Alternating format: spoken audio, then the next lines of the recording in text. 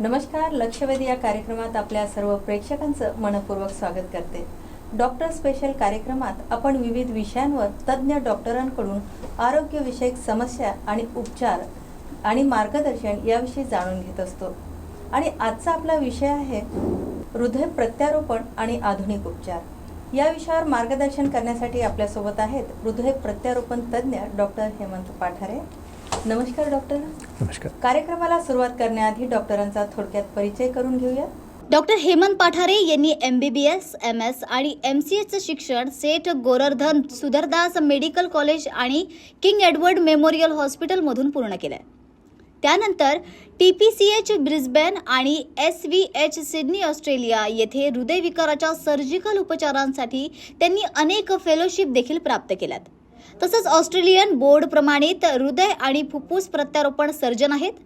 त्याचबरोबर डॉक्टरांनी गुजरात आणि तेलंगणा राज्यांमध्ये सुद्धा हृदय प्रत्यारोपण शस्त्रक्रिया यशस्वीपणे पार पाडल्यात. डॉक्टर पाठारे तात्पुरत्या किंवा कायमस्वरूपी हृदयाच्या सपोर्टसाठी हृदय विफलतेच्या रुग्णांमध्ये व्हेंट्रिक्युलर असिस्ट उपकरणाचं रोपण करतात. ते भारतातील कार्डिओथोरॅसिक सर्जिकल कॉन्फरन्समधील तज्ज्ञ देखील आहेत. हृदय, यकृत आणि किडनी निकामी झालेल्या गंभीर आजारी रुग्णांसाठी हृदय प्रत्यारोपणासाठी पश्चिम भारतातील BVADचे पहिले यशस्वी ब्रिजिंग त्यांनी केलंय. यापुढे सांगायचं झालं तर डॉक्टरांनी आतापर्यंत जवळपास 8,500हून अधिक CABG आणि वॉल्व्ह शस्त्रक्रिया केल्यात. तसेच डॉक्टर हेमंत पाठारे यांनी 140हून अधिक हृदय प्रत्यारोपण शस्त्रक्रिया केल्यात. त्यात 69 दुहेरी फुफ्फुस प्रत्यारोपण आणि 20 कायमस्वरूपी BVAD अशा असंख्य CEMO मध्ये ते सहभागी आहेत. डॉक्टर हेमंत पाठारे हे मुंबईतील नानावटी मॅक्स सुपर स्पेशालिस्ट हॉस्पिटलच्या इन्स्टिट्यूटमधील सर्वात अपवादात्मक हृदय आणि फुफ्फुस प्रत्यारोपण सर्जन म्हणून ओळखले जातात. ते जसलोक हॉस्पिटल मुंबई येथे कार्डिओव्हास्क्युलर आणि थॉरॅसिक विभागाचे अतिरिक्त संचालक देखील आहेत. त्याचबरोबर नानावटी मॅक्स SSH आणि क्रिटिकेअर एशिया ग्रुप ऑफ हॉस्पिटलमध्ये ते कार्डिओव्हास्क्युलर आणि थॉरॅसिक सर्जन म्हणून देखील कार्यरत आहेत. पुन्हा एकदा स्वागत लक्षवेधी या कार्यक्रमात. आणि आजचा आपला विषय आहे हृदय प्रत्यारोपण आणि आधुनिक उपचार. यावर चर्चा करण्यासाठी आपल्यासोबत आहेत हृदय प्रत्यारोपण तज्ज्ञ डॉक्टर हेमंत पाठारे. सर, पुन्हा एकदा स्वागत आपल्या या कार्यक्रमात. शस्त्रक्रिया कशा पद्धतीने केली जाते, याची काय प्रोसिजर आहे आणि शस्त्रक्रियेनंतर रुग्णाने कोणती काळजी घेतली पाहिजे याबद्दल काय सांगा. जेव्हा आपले मेडिसिन्सचं काम चालत नाही आहे, ऑप्टिमाइज मेडिकल थेरपीमध्ये सुद्धा use to have symptoms of heart failure, तेव्हा आपण हार्ट ट्रान्सप्लांट करतो. Heart transplant is more complicated than routine surgery obviously. कित्येक पेशंट्स आमचे हार्ट फेलियरमध्ये असल्यामुळे त्यांचं PTINR हाय असतो, म्हणजे यकृताला सूज असते, त्याच्यामुळे त्यांचे एन्झाईम्स वाढलेले असतात, थोडे कावे असते. आणि आपले liver as you know controls all the coagulation factors, blood clotting वगैरे. तर या लोकांचे ब्लड खूप थिन असते. याच्या व्यतिरिक्त या लोकांना ऑलरेडी क्लॉट्स असतात सगळीकडे व्हेंट्रिकलमध्ये वगैरे, त्याच्यामुळे त्यांना वॉरफॅरिन किंवा असिट्रॉम असे ब्लड थिनर्स चालू असतात. किंवा कित्येक पेशंट्सना स्टेंट्स घातलेले असतात ऑलरेडी, त्याच्यामुळे टिकाग्रेलोर, क्लोपिडोग्रेल, ॲस्पिरिन हे ब्लड थिनर्स चालू असतात. त्याच्यामुळे रक्त अक्षरशः पातळ असते. कित्येक लोकांचे किडनीज नाकाम असतात, क्रिएटिन हाय असतं, त्याच्यामुळे त्याचा पण ब्लड थिनिंगवरती प्रॉब्लेम येतोच. तर अशा सगळं बघता रिस्क इज हायर. आता आमच्याकडे स्पेशल मशीन्स असतात जे सेल सेवर्स आम्ही म्हणतो, म्हणजे आम्ही जे काय रक्त ऑपरेशनचं निघते आम्ही ते साफ करून परत पेशंटला घालतो फिल्टर करून. अशा गोष्टी असतात. मेनी आमचे खूप पेशंट रिडू असतात, म्हणजे ऑलरेडी एकदा दोनदा बायपास किंवा वॉल रिप्लेसमेंट झालेली असते, त्याच्यामुळे हृदय चिकटलेलं असतं, तर ते उघडायला पण रिस्क असतो थोडासा. ते पण आम्हाला पत्करायला लागतो, केअरफुली करायला लागतं. आणि ह्या सगळ्यांची हृदय मोठी असतात लोकांची. आणि नॉर्मली कसं मी जेव्हा बायपास करतो रुटीन पेशंटला, तेव्हा आपण हार्ट आपण उचलून बघू शकतो कुठे रक्तवाहिन्याला ब्लॉक आहे. हार्टला काही विशेष त्रास होत नाही. पण या पेशंट्सला पंपिंग 15% 10% असतं. थोडं पण उचललं व्हेंट्रिक्युलर फिब्रिलेशन होतं आणि मग खेलकदम, मग घाई करायला लागतं. त्याच्यामुळे उचलू पण नाही शकत, सगळं हळूहळू करायला लागतं. कित्येक पेशंट्सला एट्रियममध्ये क्लॉट असतो, तर हार्टला हलवताना क्लॉट जर सटकला तर तो लंगमध्ये जाऊन इन्फाक्ट होतो, पल्मोनरी एम्बॉलिझम. जर लेफ्ट साईडच्या व्हेंट्रिकलमध्ये क्लॉट असला, हार्ट अटॅकनंतर क्लॉट असलेला असतो, तर तो हल्ला तर स्ट्रोक होतो, मग ऑपरेशनच्या अगोदरच पेशंटचं ओके. खेळ खतम. आणि ते आत्ता नाही करणार, ते आपल्याला उठल्यावर कळेल की एक साईड पॅरलाइज झाली. हे सगळं बघायला लागते. त्याच्यामुळे आम्ही ट्रान्सइसोफेजियल एको वापरतो, जेणेकरून आम्हाला सारखं दिसत असते की हृदयामध्ये क्लॉट आहे का लाईव्ह. जसं तुम्ही टी व्हीवर बघता, आम्हाला लाईव्ह मिनिट टू मिनिट दिसत असते. आमच्याकडे फुफ्फुसातलं प्रेशर मॉनिटर करायच्या लाईन्स असतात, स्वानगॅनचे रुटीन सर्जरीजला नसतात. आमच्याकडे आर्टरियल लाईन असते जी दर मिनिटाला 10 सेकंदाला तुमचं प्रेशर देते. याच्या व्यतिरिक्त आमच्याकडे स्पेशल ड्रग्ज असतात जेणेकरून ब्लिडिंग कमी करण्याची क्षमता असते. आमच्याकडे भरपूर ब्लड आम्ही क्रॉसमॅच केलेलं असतं, पण युजली आम्ही जास्ती वापरत नाही, कारण जितकं ब्लड जास्ती वापरायला हार्ट ट्रान्सप्लांटला तेवढं त्याची रिझल्ट्स कमी चांगले नसतात, अनलेस इट इज इमर्जन्सी. तर रिस्क असते. आम्ही प्रत्येक पेशंटला सांगतो की देर इज अ चान्स की 1 in 10 10% चान्स आहे की you may not make it a life outside. कारण ॲज आय सेड आमची success rate is 85% at 1 year. तर ऑन टेबल आम्ही सांगतो 10% चान्स आहे की कदाचित तुम्ही बाहेर येणार नाही. ते तुम्हाला रिस्क घ्यायला लागेल. देर इज 1 in 4 चान्स की तुम्हाला काय ना काय इन्फेक्शन होऊ शकेल ऑपरेशननंतर, कारण तुम्ही इम्युनोसप्रेशनवरती असाल. देर इज 1 in 5 चान्स की तुमचं स्टर्नम जे ब्रेस्ट बोन आहे ते नीट हील नाही होणार. पण ए तुमचं वय आहे, बी तुमचं ऑलरेडी ऑपरेशन झालं आहे, सी तुम्ही स्टिरॉइड्सवरती आहात फॉर अ लॉंग टाईम, आणि post of you will be on steroids, ती हिलिंग विल बी कॉम्प्रोमाइज, आणि तुम्ही अनिमिक असता, तुम्हाला हार्ट फेलियरमध्ये असता, खूप झंझट असते त्याच्यामध्ये. आम्ही हे पण सांगतो की देर इज 1 in 8 चान्स तुम्हाला डायलिसिस लागेल. युजली टेम्पररी डायलिसिस असते जे 2 ते 3 आठवडे लागते, आणि मग ते किडनी रिकवर झाल्यावर हे होते. पण हे सगळं त्यांना सांगायला लागते. आणि 1 in 6 चान्स ऑफ रिएक्सपोजेशन, कारण ह्यांना एवढे ब्लड थिनर्स असतात मी सांगितल्याप्रमाणे because of previous stents, previous surgeries, की त्यांना ऑपरेशन चांगलं झालं तरी ब्लड कलेक्ट होत जाते हार्टच्या बाजूला, आणि आम्हाला दुसऱ्या दिवशी उघडून परत साफ करायला लागते, वॉश द्यायला लागतो, आणि मग परत पण करायला लागते. This is part and parcel of surgery. This is more seen in such patients, कारण हे पेशंट्स रुटीन पेशंट्स नाही आहेत. आणि सगळे गंगेतून वाहून आपल्याकडे आले आहेत. तर त्याच every complication in the book can happen, ते आपल्याला एक्सप्लेन करायला. पण तरी पण पेशंट्स इतके कंटाळलेले असतात त्यांच्या हृदयविकाराला, दे आर विलिंग. पण असं कधी होतंय का सर की हृदय प्रत्यारोपण ही शस्त्रक्रिया झाली असली तरी याच्यानंतर पण हृदय विषयी समस्या किंवा हार्ट अटॅक विषयी ज्या समस्या पुन्हा होतात ना. आता आपण पेशंटला चांगलं हार्ट देण्याचं काम केलं आहे, त्याची काळजी घेणं रेसिपियंटची जबाबदारी आहे. टायमावर गोळ्या घेणं हे त्याची जबाबदारी आहे. आता उदाहरण, त्याला इम्युनोसप्रेशन जे मी सांगितलं, जेणेकरून त्याच्या व्हाईट ब्लड सेल्सला आपण सप्रेस करतो, आयुष्यभर घ्यायला लागतात. दर महिन्याला त्याला लेवल्स चेक करायला लागतात इम्युनोसप्रेशन ड्रगचे, टॅक्रोलिमस फॉर एक्झाम्पल. स्टिरॉइड्समुळे इन्फेक्शनचा रेट जास्ती असतो, त्याच्यामुळे आम्ही सुरुवातीला सांगतो कुठे इकडे मेळ्यामध्ये, सिनेमाला, लग्नाला जाऊ नकोस सुरुवातीला. दुसरं म्हणजे हायजीन इम्प्रूव्ह कर. दिवसातून 5 वेळा हात साबणाने धु, नकं शॉर्ट काप, मेंटेन गुड हायजीन, रेग्युलरली चाल, ग्रेडेड एक्सरसाइज. कारण एकदा हार्ट रिप्लेस केलं आहे, तुमचं हार्ट चांगलं मिळालं आहे, आता हार्टचे विकार गेलेत तुमचे, तर दुसरं सगळं सॉल्व्ह करा. आता स्टिरॉइड जे आम्ही देतो त्याच्यामुळे डायबिटीज वाढतं, त्याच्यामुळे इन्शुलिन द्यायला लागतं. It's a small risk you have to give.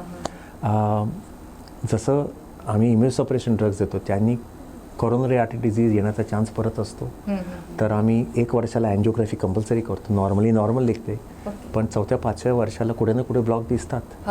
Normally येत नाही असे, पण आमच्या ड्रग्जमुळे येते. एक्सचेंजमध्ये ब्लॉक्स येतात, you have to exchange it for your life. तर त्यांना कित्येक वेळेला स्टेंट वगैरे करायला लागते. पेशंट्सना बायोप्सी करायलाच लागते, वन्स अ इयर आम्ही सांगतो. पण पहिल्या वर्षी सगळे करतात, मग दुसऱ्या वर्षीला गायब असतात सगळे, कारण मला बरं वाटते. तर कारण रिजेक्शन केव्हा येऊ शकतं, इन्फेक्शन केव्हा येऊ शकतं, आणि आम्ही सांगतो कोण आजारी असलं आपण जाऊन सहानुभूती दाखवायला जाऊ नका, फोनवरती सांगा. आणि mobile phone is most important. सर्वात घाणेरडं म्हणजे मोबाईल फोन. अहो, लोक बाथरूमला मोबाईल फोन घेऊन जातात, आणि तो मोबाईल फोन कुठे गेला आपल्याला माहिती नसेल. You understand. दुसऱ्याचा मोबाईल हातच लावू नको, स्वतःचा पण मोबाईल लांब ठेवा. आणि काय होणार आहे बाथरूमला मोबाईल नाही नेलं तर मला सांगा. म्हणजे कित्येक वेळेला मी पेशंटना फोन केला, आप आए नाही, हाँ सर मैं अभी बाथरूम में आ रहा हूँ, पण मोबाईल का बाथरूममध्ये नेलेस? So it is one of the dirtiest things to have, कारण त्याने इन्फेक्शन तुम्हाला होतं. अच्छा. तुम्ही हसाल पण हे फॅक्ट ऑफ लाईफ आहे. नक्की. तर नॉर्मल काळजी घेतली, you can have a normal life. काही प्रॉब्लेम नाही. तुमचं इजेक्शन फ्रॅक्शन तर नॉर्मल केलं आहे मी. तुमचं all your life will improve. काही पेशंटचा my sex life has improve. बोला वा, बायका येऊन सांगतात थँक्यू नवऱ्यांसाठी. All this is side effects in the good way.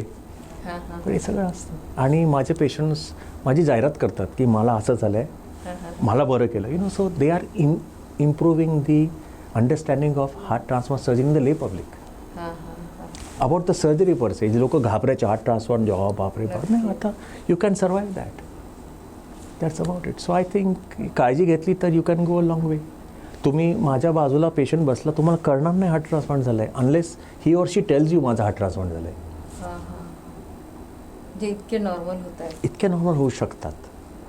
पण बऱ्याचदा असंही होतंय सर की जेव्हा ऑपरेशन झालेत की इतके बिनधास्त होतात की चला आता माझं हार्ट ट्रान्सप्लांट झालंय, मला आता नवीन आयुष्य भेटलंय, तर पेशंट स्वतःच गोळ्या घेणं बंद करतात. हो, असं करतात ना. कारण काय, त्यांना इतके वर्ष 20-25 गोळ्या दिवसाला घेत आहेत आणि सडनली ते आता 5 गोळ्यावरती आलेत.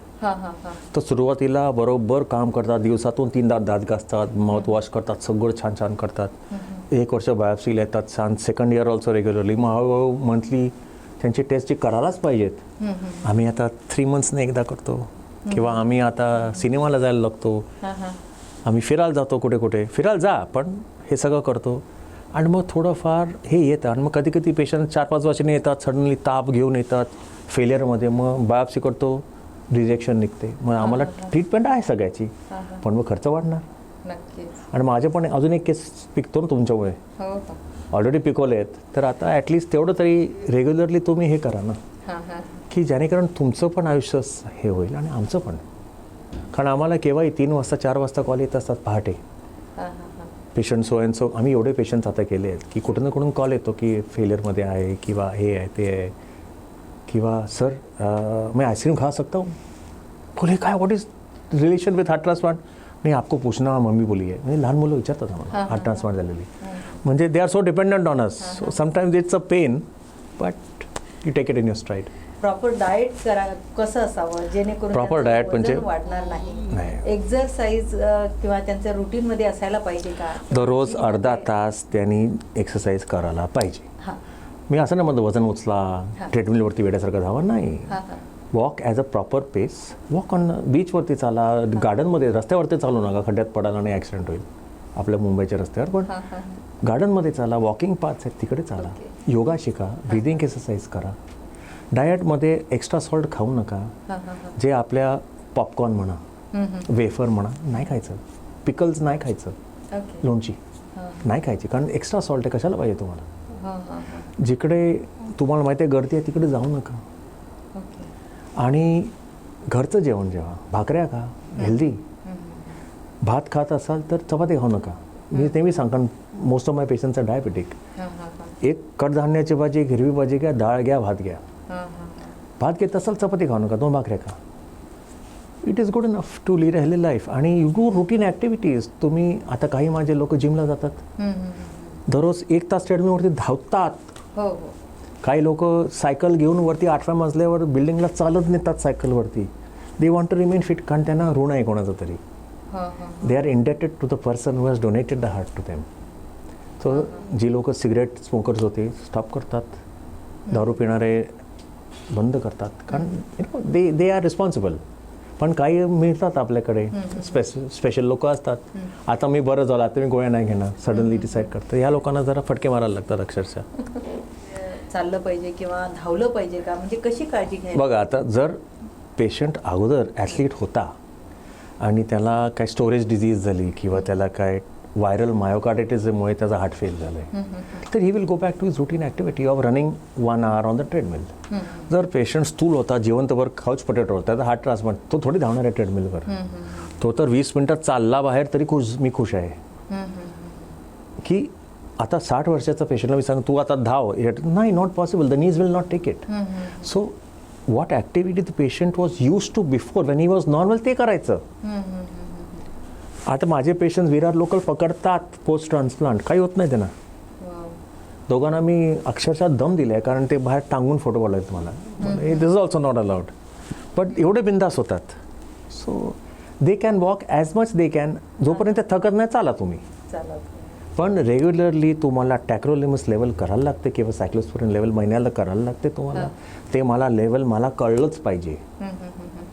रेग्युलरली CBC टेस्ट क्रिएटिन करायला लागते तुम्हाला, कारण आमच्या टेस्ट म्हणजे गोळ्यांच्यामुळे क्रिएटिन वाढत जाते. सो मच सो की 10 वर्षानंतर 10% of my patients are on permanent dialysis. आणि पहिल्या 10 वर्षामध्ये about 20% of my patients will have blood cancer. They will have blood cancer. So we have to treat it, catch it in advance, कारण या गोळ्यांमुळे होणार आहे ते सगळं. त्याला ट्रीटमेंट द्यायला लागते.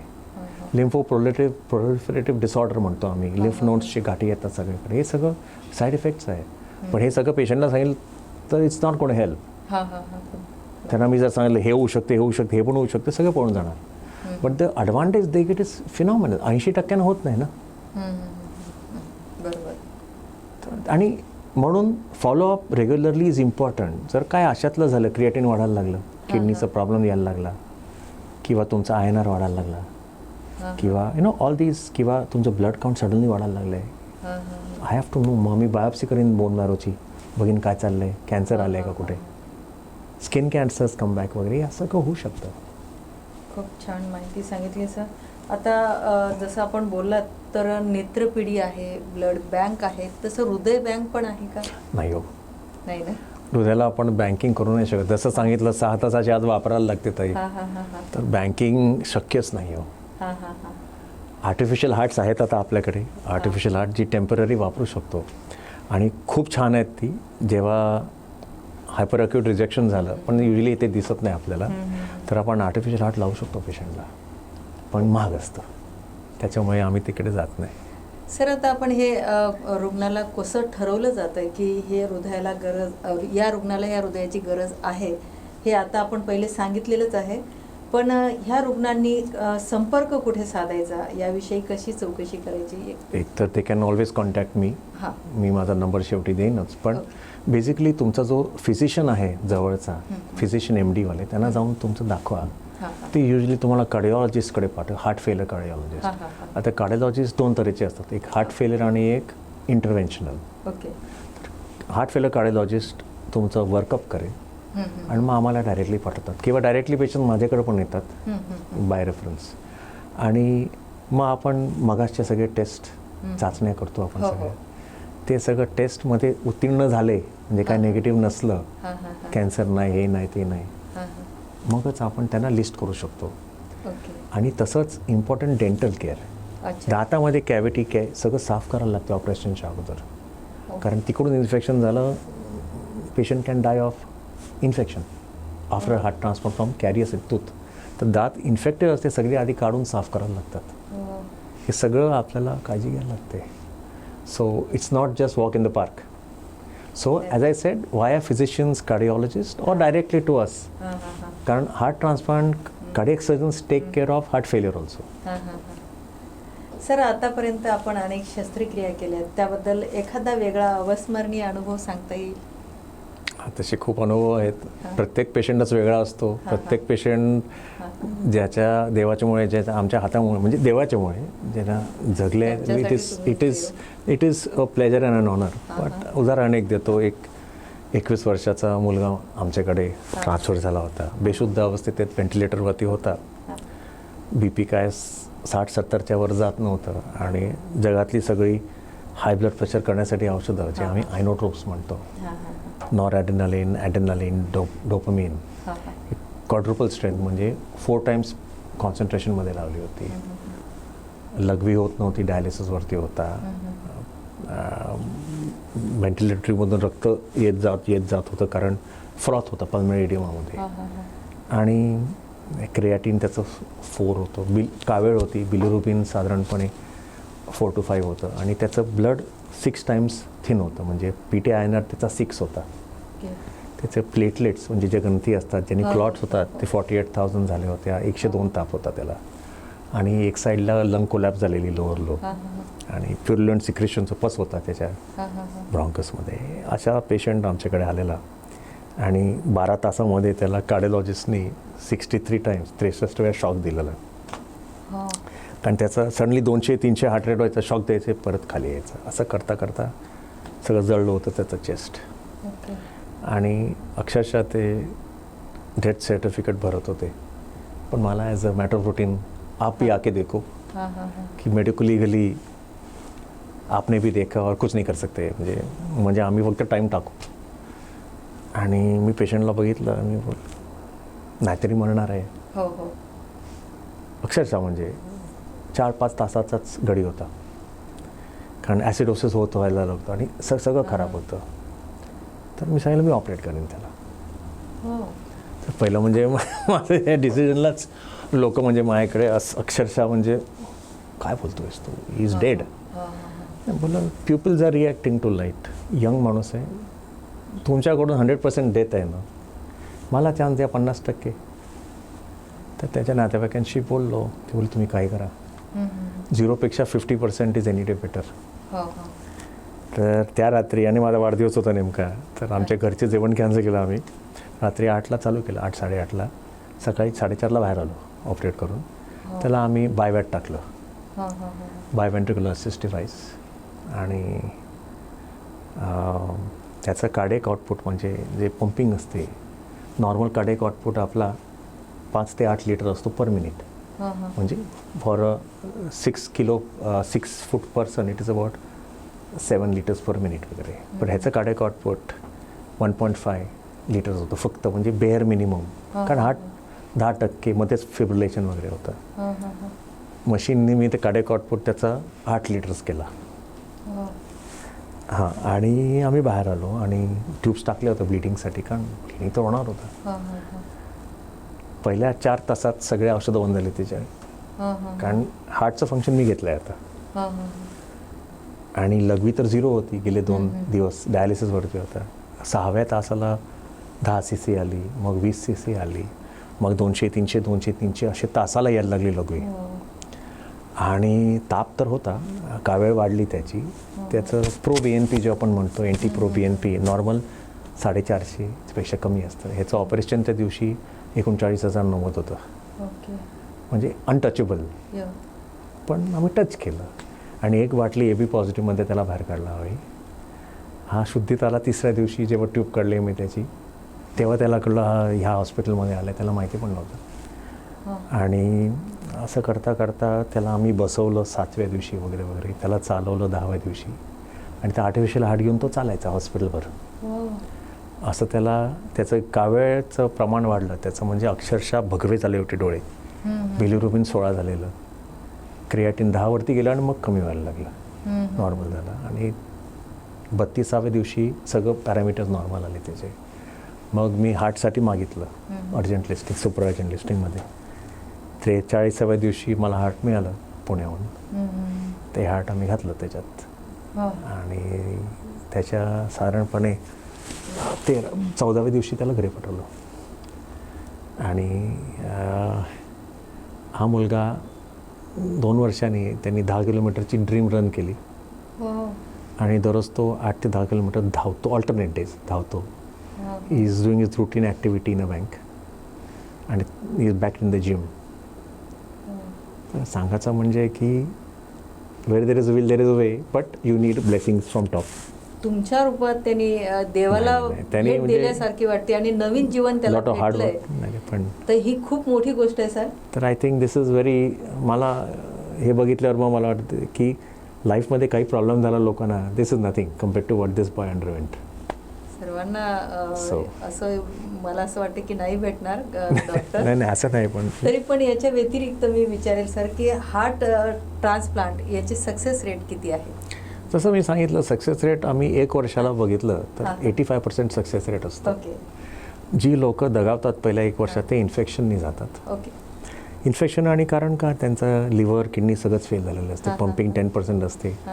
ते अनफॉर्च्युनेट खूप लेट आलेले असतात आणि युजली ते कॅथलॅबमध्ये गेलेले असतात, अँजिओप्लास्टी करताना क्रॅश झालेले असतात किंवा बायपास झालेले, बायपासवरून तर बाहेर येऊ नाही शकत मशीनवरून, असे अतिशय खराब पेशंट असतात. आणि not only heart, liver, kidney आणि लंग्स पण खराब असतात त्यांच्या. आणि हे सगळं कॉम्बिनेशन करून बिचारे आणि खूप वर्ष लो कार्डियक आउटपुट असल्यामुळे मसल्स नसतात, पॉवर नसते रिजनरेटिव्हची, आणि सच पेशंट्स डोंट मेक इट. तर 10 ते 15% don't make it in the first 1 year. Infection kill them or what ever. आणि मग त्याच्यानंतर थोडे 5% दरवर्षी जातात फ्रॉम रिजेक्शन, गोळ्या बंद केल्या किंवा वॉट एव्हर. असं करता करता ॲव्हरेज 30% पेशंट्स आमचे 20 वर्ष जगतात.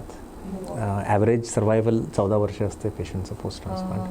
जितकं तुम्ही तरुण असता तेवढं तुमचं सर्वायवल जास्त आहे. अर्थात तुम्ही हार्ट ट्रान्सप्लांट जर 75 वर्षाच्या माणसाला केलं, he is not going to survive more than 7 8 years, कारण त्याचं आयुष तेवढं आहे. हार्ट चांगलं असेल पण मेंदूमध्ये ब्लीड झालं, स्ट्रोक झाला, काय करणार तुम्ही? कॅन्सर झाला, काय करणार तुम्ही? So you are not God. So we try to play, but we are not God. So something or the other will kill you. पण सर, साधारण या शस्त्रक्रिया करण्यासाठी किती खर्च येतो? महाराष्ट्रामध्ये साधारणपणे 30 लाख रुपये ॲव्हरेज खर्च आहे, वॉक इन वॉकआउट. कॉम्प्लिकेशन झाले तर त्याचा खर्च वाढतो. एक्मो वगैरे लागलं तर एक्मोचंच इनिशिएशन साधारण 5 लाख रुपये एक्स्ट्रा लागतात. दिवसाला 75,000 एक्स्ट्रा लागतात की त्यात, कारण एवढं सामुग्री, मॅनपॉवर वगैरे लागतं त्याचा. बायवॅड वापरलं तर टेम्पररी बायवॅड वापरलं तर 10 लाखच्या आसपास होतं, आणि प्लस 75,000 पर डे वापरायला लागतं. आणि जर एलवॅड वापरलं, परमनंट एलवॅड वापरलं तर साधारण तुम्हाला 1.1 crore वगैरे लागते. टोटल आर्टिफिशियल हार्ट वापरलं तर 2.7 crores. This is the costing. ही सामान्य माणसांना परवडणारी नाही आहे, तर यासाठी गव्हर्नमेंटच्या काही पॉलिसी, काही योजना आहेत का? काय सांगाल आपल्या प्रेक्षकांना? ॲक्च्युली आमचे गुरु डॉक्टर के आर बालकृष्णन चेन्नईचे आहेत. त्यांनी स्टडी केलं होतं आणि त्यांनी म्युन्सिपल हॉस्पिटलमध्ये खर्च किती बघितला होता. त्याच्यामध्ये डॉक्टरची फीस 0, नर्सेस फी 0 पकडली त्यांनी. फक्त इलेक्ट्रिसिटी पकडा, तुम्ही गोळ्या पकडा, इंजेक्शन्स पकडा. आमचं कधी कधी एक इंजेक्शन 2 लाखाचं असते इम्युनोसप्रेशनचं.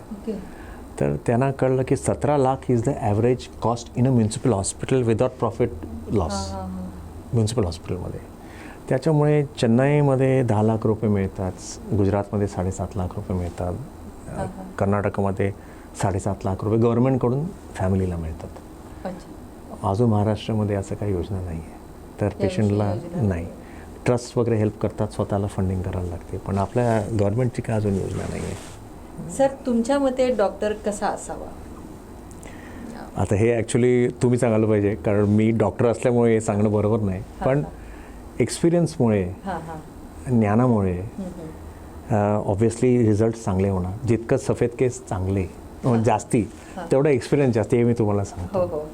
आता माझे आत्ताचे रिझल्ट्स बघाल आणि 25 वर्षाचे बघाल तर फरक तर असणारच आहे. तर पेशंटसाठी डॉक्टर पाहिजे. Money is secondary. You should do everything for the patient. रुग्णासाठी जे काय जमेल हे करायला पाहिजे डॉक्टरने, तर तो खरा doctor. Success is not in your hands. तुम्ही 100% द्या, success should follow. It does not mean it कित्येक पेशंट आपण सगळं चांगलं केलं तरी पेशंट नाही जगत. नशिबाचा पण खेळ असतो.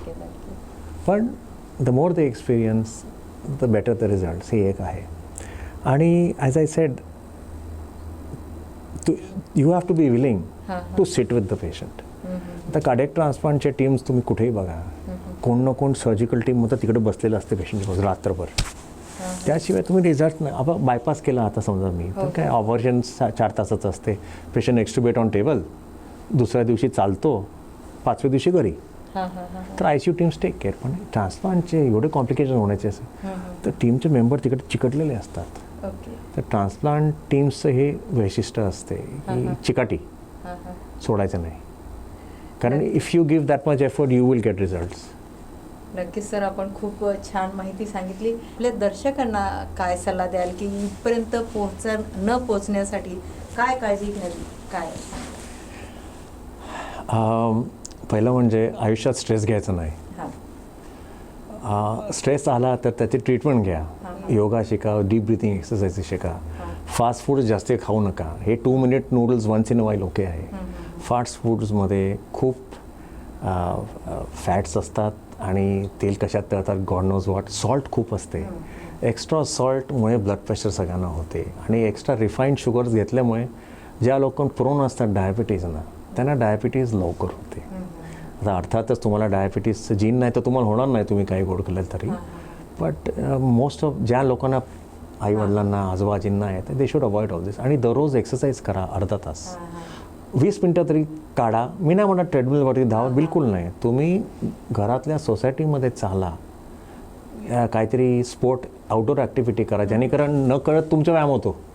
बुद्धिबळ करू नका, बुद्धिबळ नाही म्हणत मी, बॅडमिंटन घ्या, टेनिस घ्या, कबड्डी घ्या, व्हॉट एव्हर, किंवा धावा. पण ह्यानी खूप फरक पडतो. आणि जर रक्तदाब असला, म्हणजे हायपरटेन्शन असलं, डायबिटीस, प्लीज टेक ट्रीटमेंट. आणि don't go to things like Madhavbaug and all that. They don't work. माझ्याकडे खूप पेशंट येतात, चेलेशन थेरपी नॉनसेन्स काहीतरी केलेला असतो, त्याने ते हार्ट अटॅक घेऊन येतात माझ्याकडे.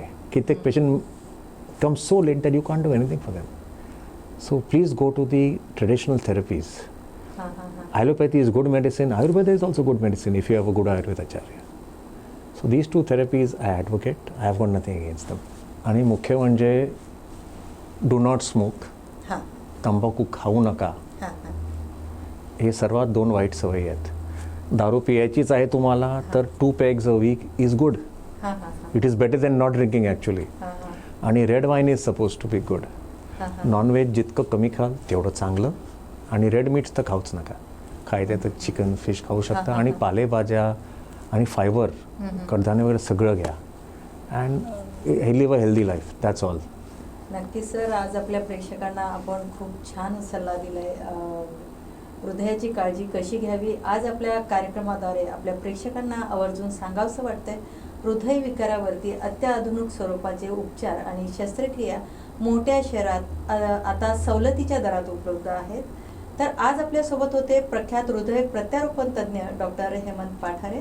सर, आपण येथे आलात आपल्या प्रेक्षकांना बिझी शेड्यूलमधून वेळ काढून जी हृदय प्रत्यारोपण याविषयी सविस्तर माहिती आणि मार्गदर्शन केल्याबद्दल आपले मनपूर्वक धन्यवाद. थँक्यू. आपल्या भारतात अवयव प्रत्यारोपणबाबत जागरूकता वाढण्याची गरज आहे. यासाठी अवयव दानाशी निगडीत असलेले गैरसमज दूर करणे किंवा अवयव दान केल्यास गरजूला काय फायदा होतो हे समजून सांगणे देखील तितकेच महत्त्वाचे आहे. खरं तर आपल्या हृदयाची काळजी आपणच घ्यायला पाहिजे. त्यासाठी सर्वांनी सजग राहणं आणि स्वतःबरोबरच सर्व परिवाराची काळजी घेणं तितकंच महत्त्वाचं आहे. हृदयासंबंधात काही समस्या असल्यास तर लगेचच डॉक्टरांशी संपर्क करा. वेळेतच ट्रीटमेंट घ्याल तर स्वस्त आणि मस्त राहाल. चला तर मग पुन्हा भेटूया नवीन विषय घेऊन तज्ज्ञ डॉक्टरांसोबत. तोपर्यंत पाहत रहा न्यूज मराठी 24/7. नवा भारत, नवा विचार.